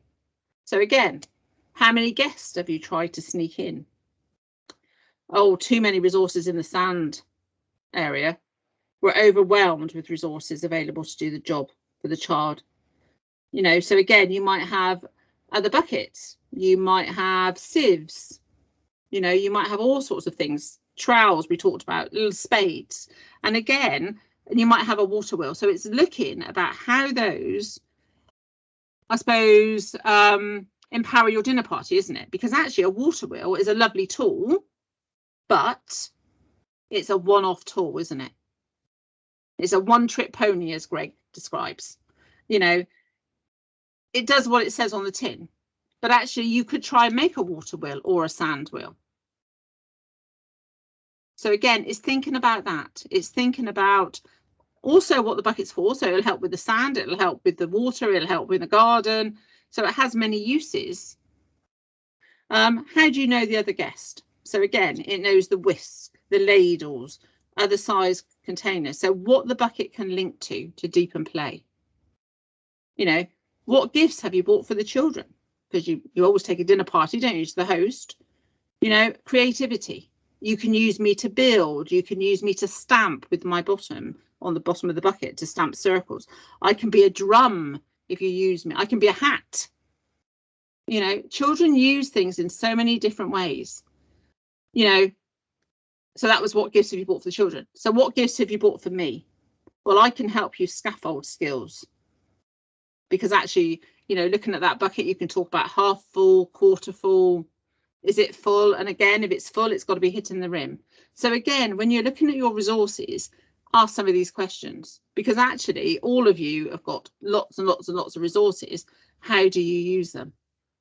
So how can you use these resources in other areas? Because that's the good thing about looking at things, isn't it? You don't want to buy one thing that can only be used in one area, because actually that limits your budget and it limits creativity within a child. But that bucket can be used in all areas. If you think about it, construction, maths, not just thinking about it from a sound and sensory point of view, you know, and it might even just be used as a container. Because I don't know about you, but when you go to garden centres and whatever, and you say you pick up a bucket, then you then fill it with different things to get before you get to the till. You don't carry a basket. So that child with a schema would love that bucket. So again, it's thinking about that, you know. And again, hopefully you then extend your environment and your resources. And that's what we want you to do. And you save on your storage. Sorry? Save on your storage. Yeah, save on your storage. Yeah, think of that. But that's the worst thing around a water play, isn't it? With all the bits and pieces that you have. And, you know, how many ducks can you get in that? Have to think about that. So then we're going on to emotional well-being. So again, children's emotional well-being is the first necessity for effective learning. They need to be in the right frame of mind, don't they? And birth to 5 matters. And again, in from Fres Lavers, he says well-being is a necessary condition for deep learning and development. So again, we want those children, don't we? We want them to explore. We want them to take risk and make discoveries, because that's when things happen, isn't it? You know, we don't want them to be afraid to go over to that sandplay. And I had a visit this morning, and they actually said, oh, we know a child won't do that. And you're thinking, well, actually, my question was, what are you doing to help that child? You know, because we know that there are children out there that, for instance, don't like to get their hands dirty. They don't like to. So if you had paint on the table, they won't explore that paint on the table because that would make their hands dirty. So what can you do for that child? So again, that's that conversation, isn't it? You know, do we cover the table in cling film, or half the table, so she can still explore, but actually not get her hands dirty? Or do we use, you know, just the vinyl polythene gloves and let her put those on? And then one day there's a hole in that glove and she doesn't notice and her hand gets dirty and then she doesn't worry. So again, allow them to take risk. And again, as long as it's done in a safe and secure way and somebody's watching, there's no reason why you can't allow those balance beams to be balanced on those crates and then on an upturned bucket, and actually let children walk along and whatever. But again, it's just in that safe environment, and the children know they're safe. And it's not about then saying, oh, don't do that. It's about saying, actually, just have a look at this. What's wrong with that? What's going to happen if you stand on that bit? And they'll see that maybe it's not fixed on the other bit, so they could hurt themselves, and then make that discovery. But again, you've got to offer the resources and the tools to allow them to do that. You know, because if you don't give them those resources, they won't ever make those discoveries. You know, so again, you need to think about that. And again, it's part of that well-being, and it's worth looking at those Leuven scales. It is, you know, having a look, and again, that would help your observation process as well.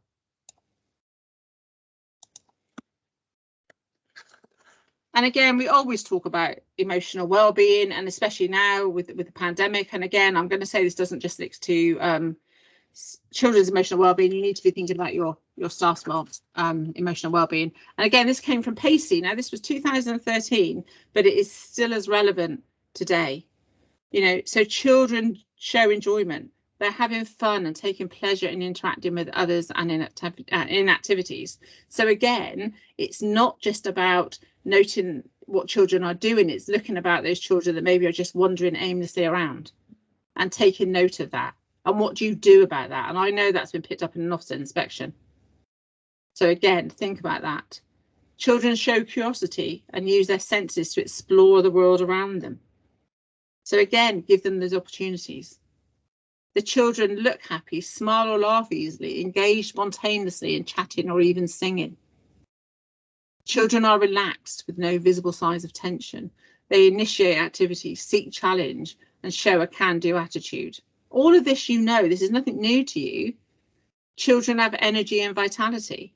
And you all know the children that have that, and then they come in the next day and they're not great. And that's a sign of saying, actually, there's something wrong.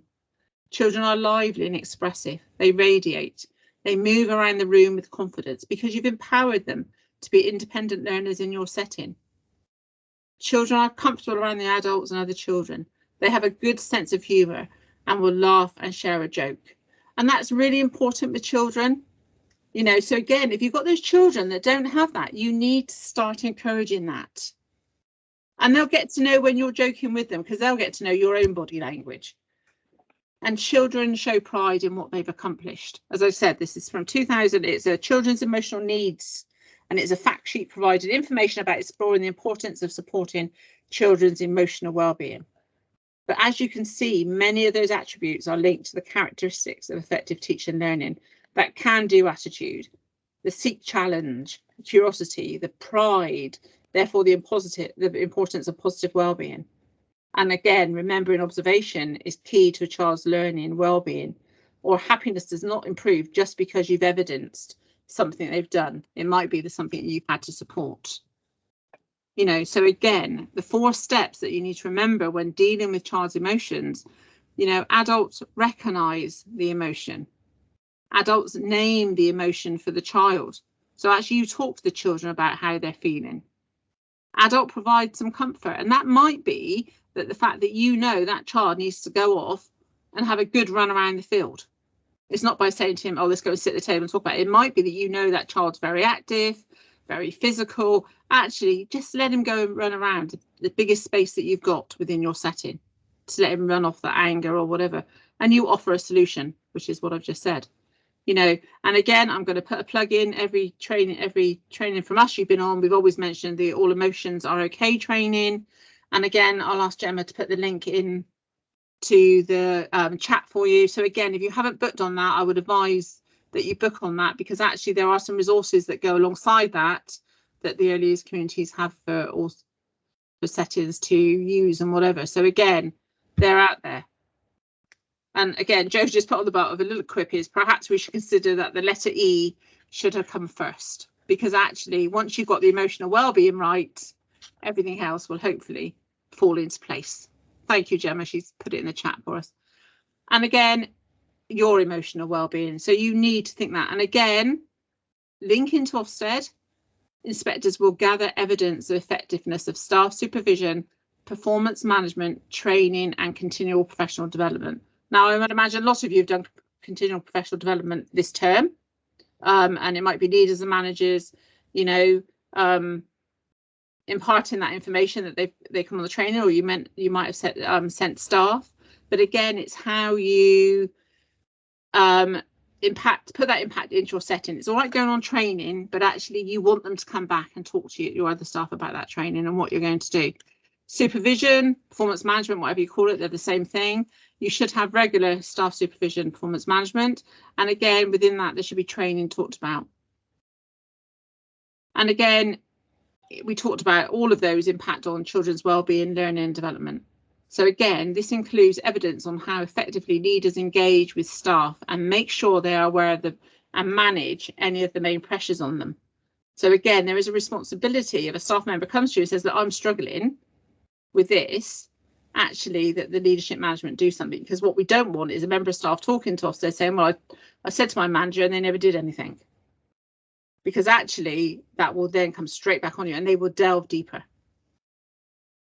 You know, and again, we've got the 2 gradings there, and it's around leadership management. You know, outstanding issues are identified. Staff consistently report high levels of support for wellbeing issues, and the good is engaged with staff and are aware of pressures on them. And again, like the quote from that Joe's put in, life is like a camera. Just focus on what's important, capture the good times, develop from the negatives, and if things don't turn out, take another shot. And we can do that with digital cameras now and not worry about it, you know. So again, that's brilliant. And again, just take that on board, really.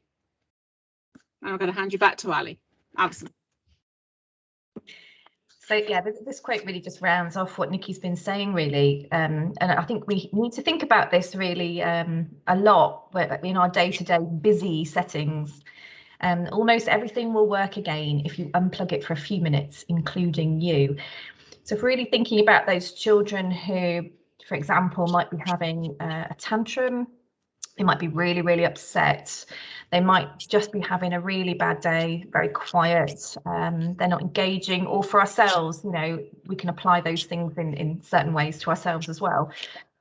So actually, you know, taking account of that in your settings, having quiet areas, turning the music off, maybe turning the lights a bit lower, you know, just taking time to relax is just as important as being really busy, and shows children that actually in those times there are really positive things that can happen as well.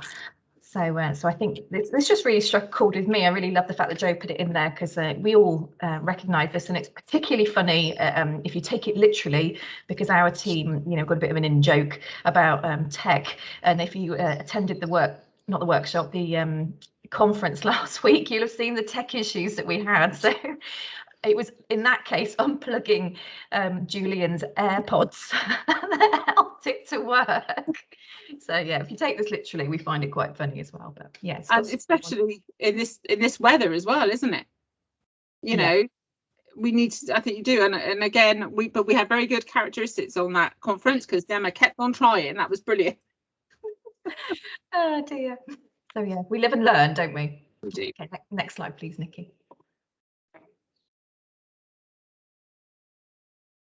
Okay, so we don't do everything for Ofsted. I really need to reiterate it. We do things for the children, but that's why Ofsted are there, because they want to see what we're doing for the children. Hence why we've got a few references to Ofsted in this training.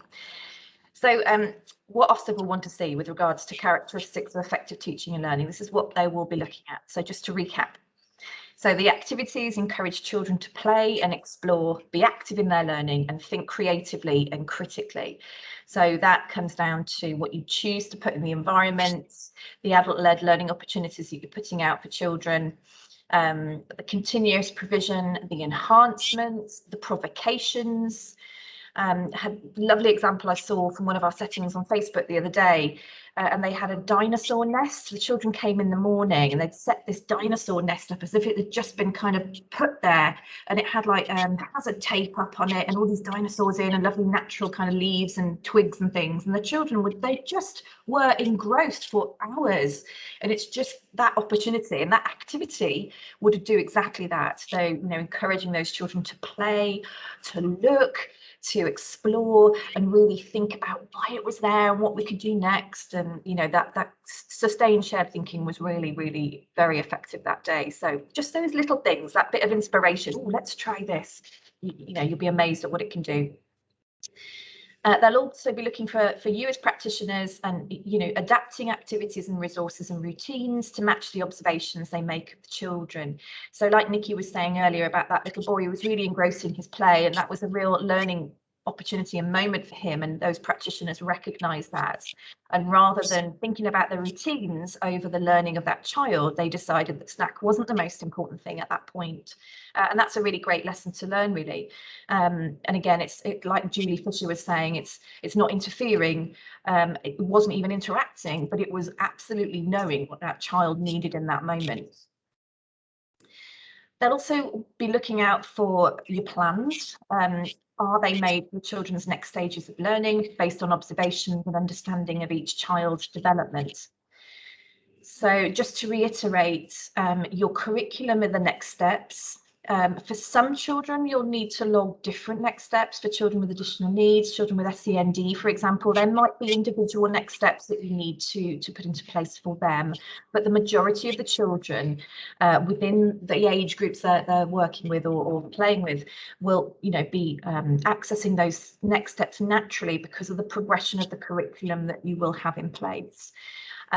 So, you know, they will not necessarily, they probably won't want to look at your paperwork, but they'll definitely want to ask you about how what you put out is helping those children with their next steps. And if you can articulate that, then they'll be, yep, brilliant. So they'll also want to see how parents are involved in the learning process. As we know, anybody who's been through an inspection, they like to, good to put a notice up to tell parents that Ofsted are in. They'll want to talk to some. They very often, you know, ask you which parents you think would be good to talk to, when are they coming in. So they really do fit in around you and your routines to make it easier on you. But asking those parents actually how they're involved in their child's learning and understand how they can be involved in helping progress and the learning process for those children, their own children as well. So, you know, just make sure that, I know you're all doing this, but you know, just make sure that everybody's aware of it when it comes to that all important Ofsted visit. Next slide, please, Nikki. Okay, so in brief summary, the characteristics of effective teaching and learning weave within all of these statutory documents and the guidance documents. And this will support and influence our provision. So just to recap, we've talked about the statutory framework. That word statutory, that is the must, you've got to do it, it's the law. Development matters as the guidance sits alongside, and you might choose to use different guidance, either alongside development matters or instead of, it's up to you in consultation with your teams. The 7 key features of effective practice, we've done a session on it. We've got a pre-recorded session if you'd like that, like to be able to access it. Nikki and I have already recorded that one, so you're very welcome to use it. It is 2 hours long. It's got a lot of meaty stuff in it, but it's definitely worthwhile. It really explores all of those lovely features, looks at curriculum and assessment, for example, which I know is particularly causing a bit of stress out there for you guys at the moment.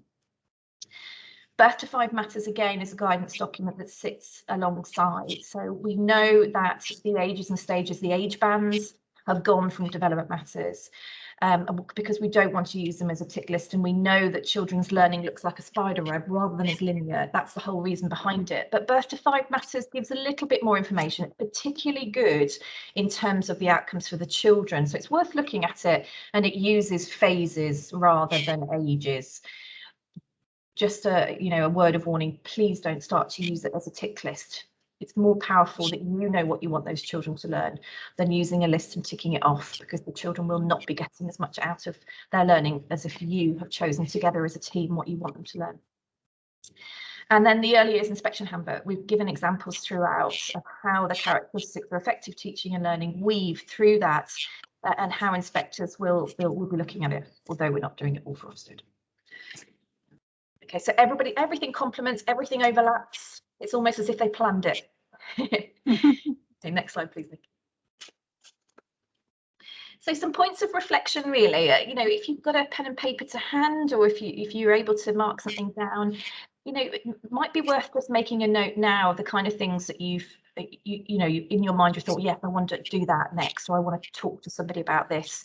We're all really, really busy, and it's such a busy term for everybody. And, you know, you go away from this training and you get then back into normal life, and things kind of pop out of your head. I know they do in my head anyway. So it's just worth kind of noting some of the things down that you want to do next as a result of what you've heard today. And these are some points to reflect on which might help with that. So how do you currently use the characteristics of effective teaching and learning, or characteristics of effective learning as they are currently known? Do you consider them as part of your observation processes, i.e., you know, do you observe them? Do you take note of them? Do you notice them? Do you use them to reflect on the effectiveness of your learning environment? So are you looking at children, the way they're learning in that environment, and is that giving you some information about whether that's or not? Does your senior leadership team use the characteristics as part of lesson observations, or peer-to-peer observations, or practitioner observations? You know, are they looking at how you are supporting the children with the characteristics? In pupil progress meetings, are the characteristics used as a way of evaluating progress? So, you know, we've talked a bit about scaffolding, and where we are helping children to access the curriculum, it's definitely worth with those children you noting down and evaluating what progress they're making. So again, just to reiterate, for those children accessing the curriculum in the normal way, you'll be noticing what they're doing, but you won't necessarily need to write an awful lot down. You have to write some, and obviously summative assessments from time to time. You're doing that deep dive on a child and their progress and their learning.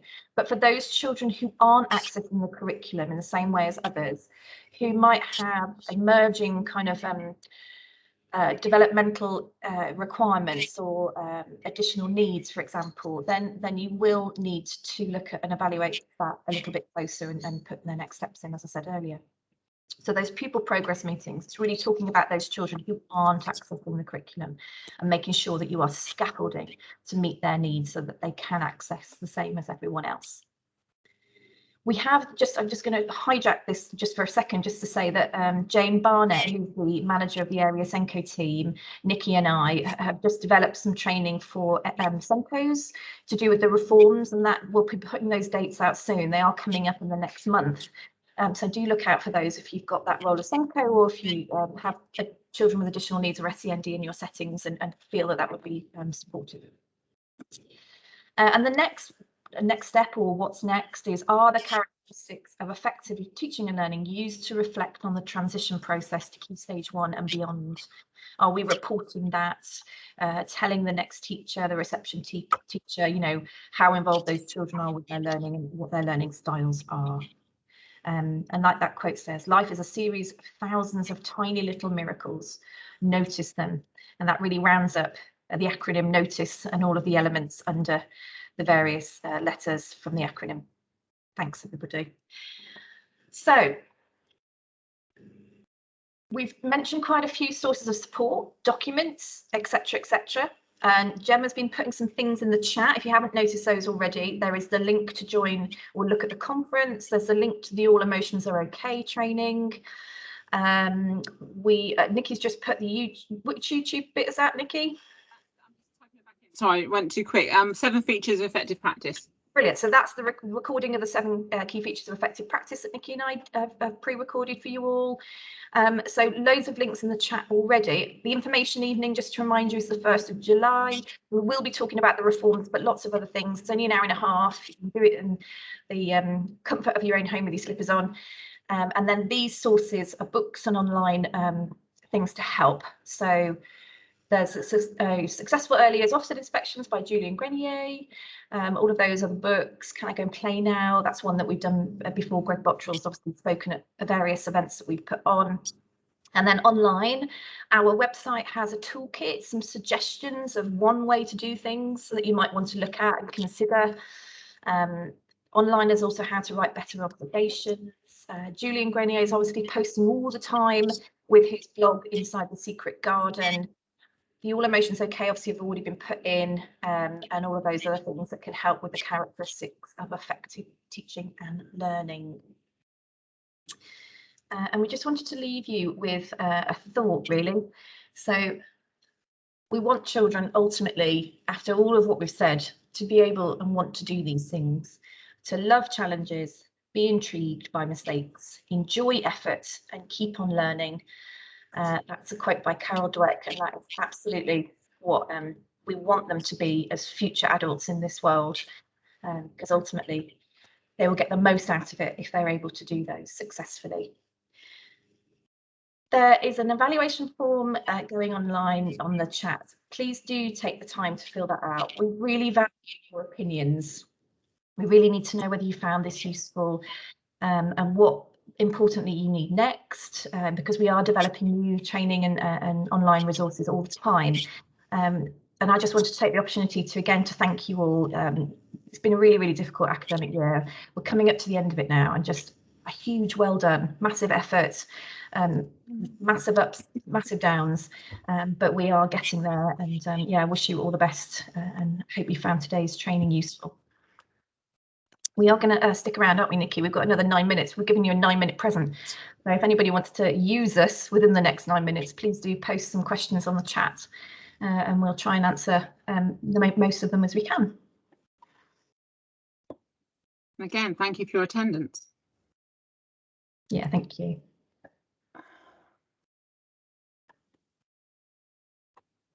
Can we stop the recording and then ask questions manually?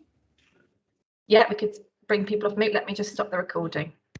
So just so everybody knows, we're stopping recording now. So if you want to be able to come off mute and ask us something, you can. Okay, done. Thank you, Helen. Thank you for your time as well, because I know it takes you away from either some sort of PP time or with the children. So thank you as well.